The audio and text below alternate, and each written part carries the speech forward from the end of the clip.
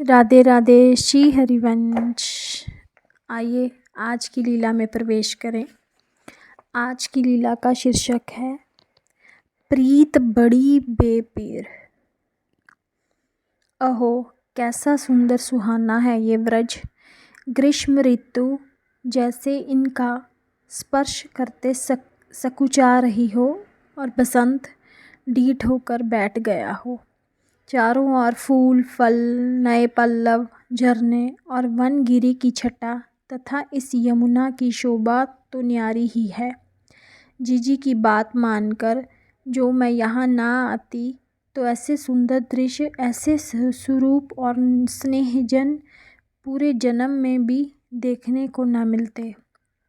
जीजी की सास जी, देवर, देवरानी, ननदे और पास पड़ोस के सभी तो तुझे स्नेह स्नात करते रहते हैं। जीजी के साथ जल भरने आई तो वनस्थली का ये अपार वैभव देखकर मैं चकित रह गई।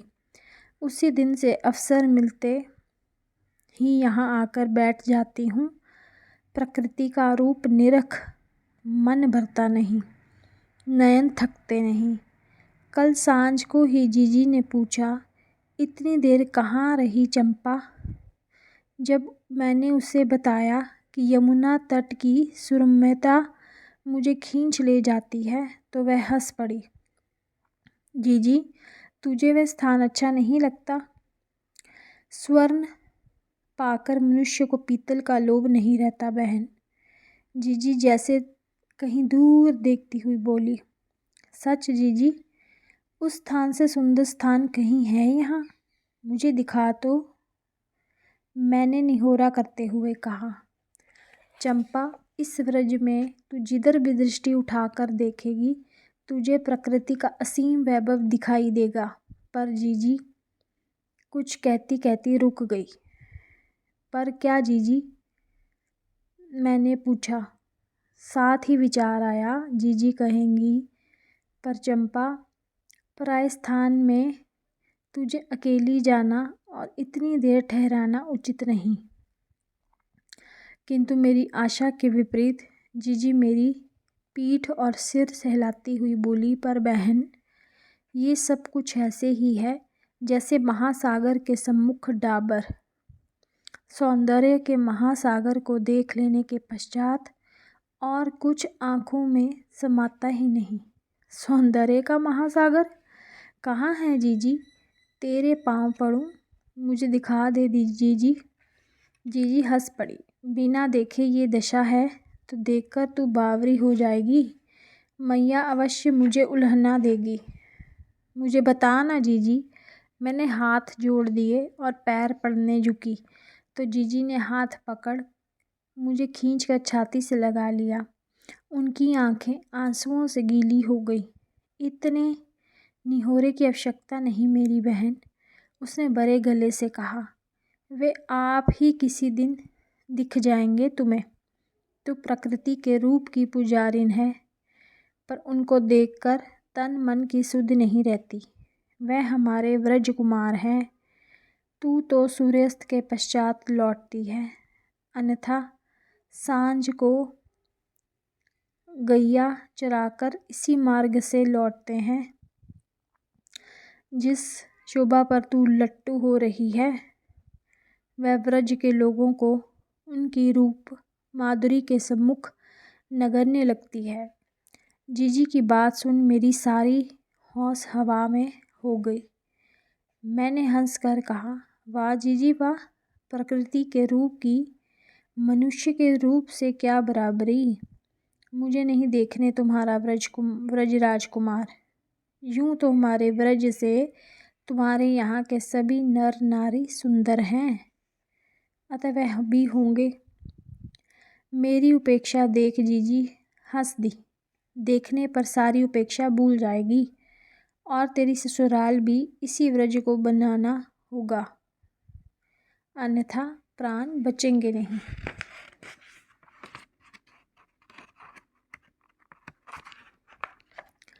मैंने और जोर से हंसकर कहा, जीजी रहने दो, बहुत बखान हुआ। मैं कोई मिट्टी की डली नहीं कि तुम्हारे व्रजकुमार के रूप का छींटा लगते ही गल जाऊं। इसी कारण तो मैया कहती है कि मेरी पाटला बोरी है। अच्छा, मैं बोली, और तू चतुरा सही। जीजी हंसकर गृह कार्य में लग गई। व्रजकुमार, अरे किसी नारी के रूप की चर्चा की होती तो फिर भी कोई बात थी। भला पुरुष भी ऐसे सुंदर होते हैं। लोहे से बनाया गया हो ऐसा तन, और दाढ़ी मूछ से बालू बना मुख, वाणी जैसे गन गरजते हों। मुझे फिर बरबस हंसी आ गई। पुरुष तो बस बालक हो तब तक ही सुहावने लगते हैं, फिर तो मानुष नहीं वन मानुष हो जाते हैं। और सुंदर हो तो हो, मुझे क्या। यहाँ ये यमुना की धारा स्थित है। तट के वृक्ष झुक आए हैं जल पर। वृक्ष विरुद्ध क्षुप और लताओं ने मिलकर यहाँ कुंज सा बना दिया है। इनका प्रतिबिंब जल में कितना सुंदर दिखाई देता है। जहाँ तक दृष्टि जाती है हरियाली का साम्राज्य छाया है। रह रह कर मयूर, कोकिला और पपीहा बोल उठते हैं। यमुना के कल कल संगीत के साथ सुगंधित समीर जैसे ताल दे रहे हैं। झूमते वृक्ष मानो गुनी श्रोता हैं। जीजी कहती हैं, सूर्यास्त से पूर्व तू ही घर लौटा, किंतु डूबते सूरज की वह शोभा मानो यमुना के स्थिर जल पर स्वर्ण की चद्दर बिछ जाती है। जैसे प्रतीची चिर प्रतीक्षित पाहुने को पा रंगोत्सव मना रही हो और चराचर उसकी प्रसन्नता में योग दे रहे हों। आहा, कैसा सुंदर शांत स्थल है।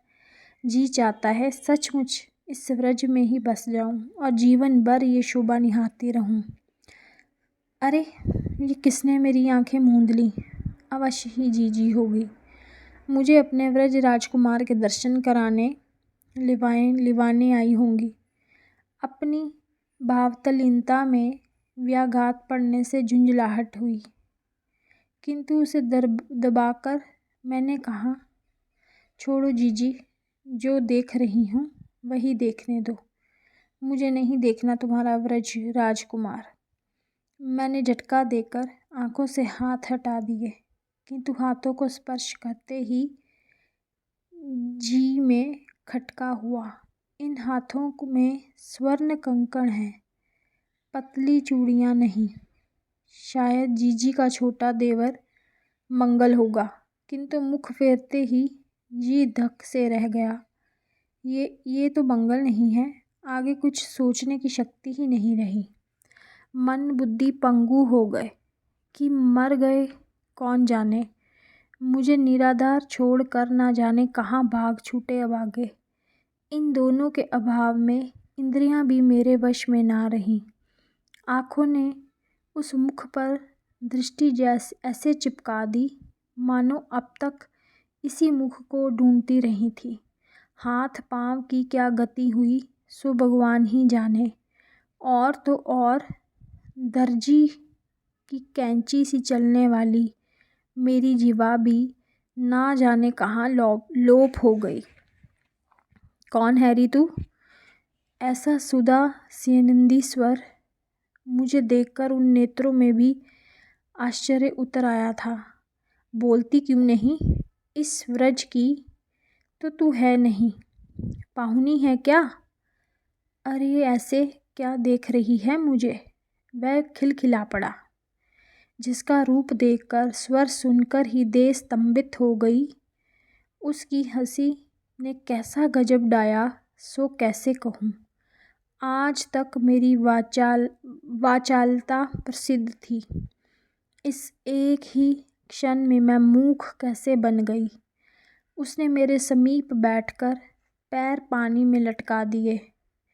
एक हाथ से मेरा स्कंध स्पर्श करके बोल उठा, अरे तू कहीं मंगल की भाभी की बहन तो नहीं? ना जाने कैसे मेरा मस्तक हाँ में हिल गया। हृदय मन प्राण सबके सब खींचकर जैसे नेत्रों और कानों में समा गए थे। इतना बारी सिर हिलाया, पर 2 उंगल की जीभ तुझसे ना हिली। क्या नाम है? बोलने के सारे प्रयत्न मेरे व्यर्थ हो गए। विवशता कैसी होती है ये प्रथम बार ज्ञात हुआ मुझे। बोलेगी नहीं? उसने मेरी ठोड़ी उठाकर कहा। अरे मैया, ये क्या हुआ? मेरा पूरा शरीर थर थर कर कांप उठा और प्रत्येक रोम शाही के रोम सा उठ खड़ा हुआ। तुझे मेरी सौगंध मुझसे रूठ गई है क्या? मेरा यहाँ आना बुरा लगा तुझे? सौगंध सुनकर 2 बूंद पानी आंखों से ढुलक पड़ा। हाय, कैसे बोलूं? गला और जीभ सूख कर काठ हो गए हैं। इसी के साथ मैं अपनी वाणी को विराम देती हूँ। बाकी की लीला हम कल करेंगे। तब तक के लिए राधे राधे। श्री हरिवंश।